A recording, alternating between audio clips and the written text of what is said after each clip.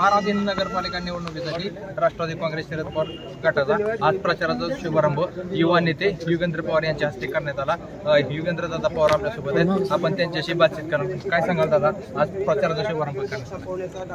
आता आपले सगळे जे उमेदवार आहेत त्यांच्या प्रचारासाठी आम्ही आज फिरतोय। खूप चांगला प्रतिसाद आम्हाला सगळीकडेच बघायला मिळतोय। बारामतीकरांनी ठरवलंय की यंदा सामान्य घरातल्या लोकांना आपल्याला संधी द्यायची, जे चांगलं काम करत आले, तरुण आहेत, उच्च शिक्षित आहेत, स्वच्छ प्रतिमेचे आहेत, अशा लोकांना एकदा संधी देऊन बघायचंय असं लोकांनी ठरवलंय आणि ते तुम्हाला दिसेल। या निवडणुकीमध्ये दबाव तंत्राचा देखील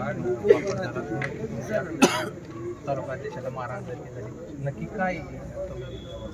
या नाही, आता हे लोकसभेपासून चालू आहे। आता आमच्या कार्यकर्त्यांना ह्याची सवय झाली आहे, पण कुठंतरी हे थांबलं पाहिजे, कारण बारामतीच्या जनतेला ह्याची सवय नाही। कधीच पवार साहेब असं लोकांसोबत वागले नाही। शेवटी बारामतीकर हे सगळे आपले आहेत। मग आज जे या पक्षात जरी असले किंवा दुसऱ्या कुठल्या पक्षात जरी असले तरी हे बारामती तालुक्यामध्ये राहणारी लोक आहेत आणि कुणावर दबाव आणणं किंवा कुणाला नोकरीवरून काढून टाकणं हे खूप चुकीचं आहे। बारामतीच्या जनतेला ते आवडत नाही आणि त्याच्यामुळं त्या आमच्यासारख्या सामान्य उमेदवारांना तिथं निवडून देणार। अजित पवारच्या गटाच्या 8 जागा बिनविरोध झाल्या, त्यातील तुमचे देखील काही उमेदवारांनी आज मागे घेतले, काय याच्या मागे? आमचे साधारण 4 उमेदवार होते, त्या 8 पैकी बाकीचे भारतीय जनता पार्टीचे होते, अपक्ष काही होते आणि ते बिनविरोध झालं। 2 लोक माघार घेतील असा मला एक अंदाज आलेला।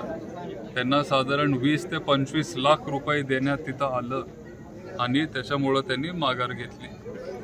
20 लाख रुपये किती असतात हे आमच्या उमेदवारांना माहिती पण नाही। त्यांनी 10 वर्ष जरी काम केलं तरी 20 लाख रुपये त्यांना कमवता येणार नाही। आणि जेव्हा कोणतरी येऊन 20 लाख रुपये तुमच्या समोर ठेवत असेल, काही लोक म्हणजे हे होतात, व्हायबल होतात आणि मग त्यांनी ते पैसे घेतले आणि त्यांनी त्यांचा फॉर्म मागे घेतला। दादांचे तिथं उमेदवार बिनविरोध निवडून गेले। दुसरे जे दोघं होते हे खूप गरीब घरातले उमेदवार होते, पण लोकसंपर्क त्यांचा खूप चांगला होता। त्यांच्यावर एवढा प्रचंड दबाव आणण्यात आला।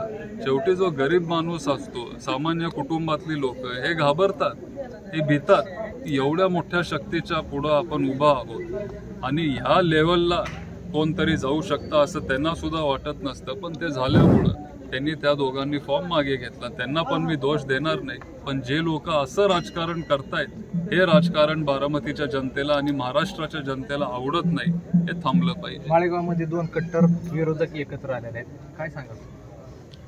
आता पवार साहेबांचा पक्ष तिथं पहिल्यांदा निवडणूक लढतोय, त्याच्यामुळं कट्टर विरोधकांना पण एकत्र यावं लागतंय। आता तुम्हीच याचा विचार करा। नक्कीच, खूप खूप धन्यवाद। हे होते युगेंद्र दादा पवार, मंगेश केसरी, साम टीव्ही न्यूज, बारामती।